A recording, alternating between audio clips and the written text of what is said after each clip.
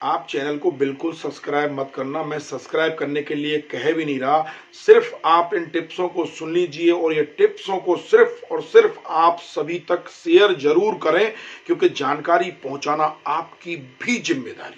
नमस्कार my friends, welcome back FSc. मैं हूं रणवीर सिंह। एक बार फिर आपका बहुत बहुत स्वागत है FSc job section YouTube channel में। अगर चैनल आपने सब्सक्राइब नहीं किया तो चैनल सब्सक्राइब कर लें, क्योंकि मैं आपको दिवाली की बहुत सारी टिप्स देना चाहता हूं ताकि आप एक सुरक्षित दिवाली मना सकें।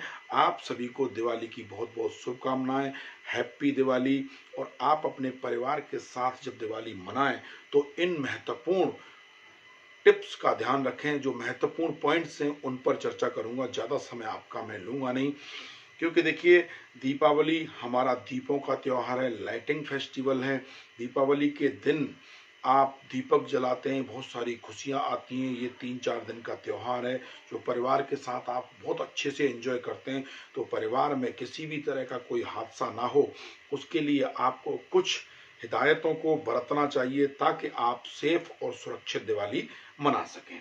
तो देखिए अब बात करेंगे आपको कि अब जब आप आतिशबाजी करते समय आपको क्या क्या चीज़ों का ध्यान रखना चाहिए, वो महत्वपूर्ण है। क्योंकि आतिशबाजी आप कर रहे हैं तो सुरक्षित रहेंगे, सुरक्षित रहना सबसे जरूरी है। सुरक्षित रहेंगे, सुरक्षा के साथ आप आतिशबाजी कर पाएंगे तो आपको जो खुशी है वो बहुत डबल खुशी होगी। अगर कोई हादसा हो जाता है तो आप समझ सकते हैं, भगवान ना करे किसी के साथ ऐसा हो। आतिशबाजी करते समय देखिए सबसे पहले मैं आपको बता दूं कि सूती जो वस्त्र होते हैं उनको पहनना चाहिए। बहुत ज़्यादा इस तरह के कपड़े ना पहने जो कि कहीं एक चिंगारी लगने से आपके शरीर पर चिपक सकते हैं। और फिट हों कपड़े उनको ही पहनना चाहिए, ढीले ढाले कपड़े ना पहने।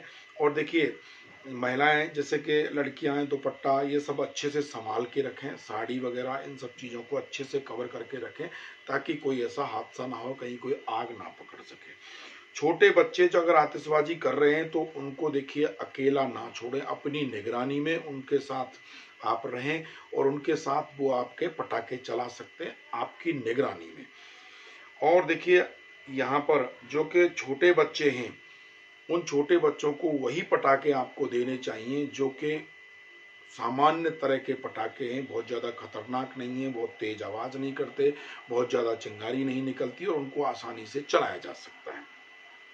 आतिशबाजी करते समय देखिए आपको खुले स्थान का चयन करना चाहिए, चुनाव करना चाहिए कि बहुत सारा स्पेस है वहाँ पर ही आपको आतिशबाजी करनी चाहिए। घर के अंदर नहीं करनी चाहिए, आपकी गैलरी है वहाँ नहीं करनी चाहिए, या गांव के अंदर जहाँ भैंस बंधी रहती हैं, गाय रहती हैं, उनके बाड़े में वहाँ नहीं करनी चाहिए। ये खुले स्थान पर करनी चाहिए जहाँ कि कोई अगर रास्ते में भी आ रहा है तो उसका भी आपको ध्यान रखना चाहिए। ये ना हो कि कोई हादसा आपकी गलती से हो जाए, क्योंकि सभी खुशी मना रहे हैं दिवाली की, तो आपकी भी जिम्मेदारी बनती है कि सबकी खुशियों को आपको दुगना करना है।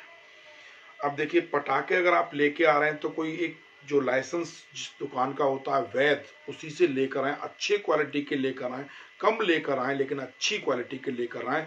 इस तरह के पटाखे ना लाएं जो नंबर 2 के आते हैं या जो जिनकी कोई क्वालिटी नहीं होती, उनसे हादसे होने के चांसेस भी ज़्यादा होते हैं। आपातकालीन स्थिति में आपके पास नंबर होना चाहिए, जैसे 112 नंबर आपके पास होना चाहिए, पुलिस का 100 नंबर होना चाहिए, फायर ब्रिगेड का 101 नंबर होना चाहिए अगर आग लग जाती है, और आपके मेडिकल इमरजेंसी जो भी डॉक्टर्स कंपाउंडर आसपास जो होते हैं उनके नंबर होने चाहिए।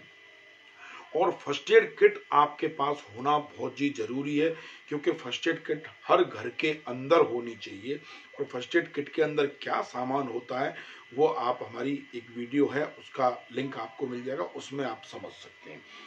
तो अभी देखिए यहाँ पर जो छोटी आग होती है उससे लड़ने के लिए आपके पास एक्सटिंग्विशर होना चाहिए, फायर बॉल होनी चाहिए। चलो ये नहीं कर पाते आप अरेंज, तो आप देखिए सैंड बकेट जो रेती से भरी हुई बाल्टी होती है उनको आप रख सकते हैं, पानी से भरी बाल्टियों को आप रख सकते हैं। तो ये आपकी जिम्मेदारी है कि जब आतिशबाजी करें तो इस तरह की चीज़ों का ध्यान रखें। आगे चलते हैं। जब आतिशबाजी आपकी हो जाए तो जो कचरा इकट्ठा हुआ है उस कचरे को देखिए या तो पानी से बाल्टी या टब भर लीजिए, उसमें इकट्ठा कर दीजिए ताकि वो वहीं के वहीं उस पर पानी गिर जाए तो आग लगने के चांसेस ना रहें। उनको खुला बिल्कुल भी ना छोड़ें। और देखिए मास्क आप पहन सकते हैं, क्योंकि उस टाइम क्या होता है कि जो टॉक्सिक गैसेस निकलती हैं इन पटाखों से, धुआं निकलता है तो नुकसान होता है आपके शरीर को, तो आप मास्क पहन के कर सकते हैं। अगर आप दीपक जला रहे हैं तो बच्चों को दीपक जलाएं बच्चे, लेकिन आपकी निगरानी में जलाएं, ये हमेशा आपको ध्यान रखना चाहिए।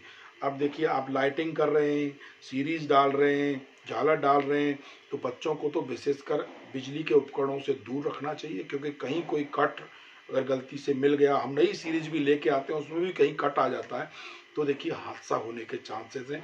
आप भी सावधानी बरतें, क्योंकि ये त्यौहार प्रेम का है, खुशी का है, और सुरक्षा व्यवस्था आपको ही बनानी पड़ेगी।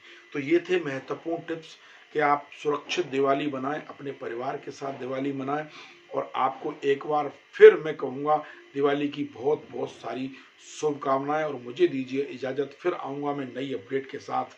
और प्रेम से बोलिए जय श्री राम।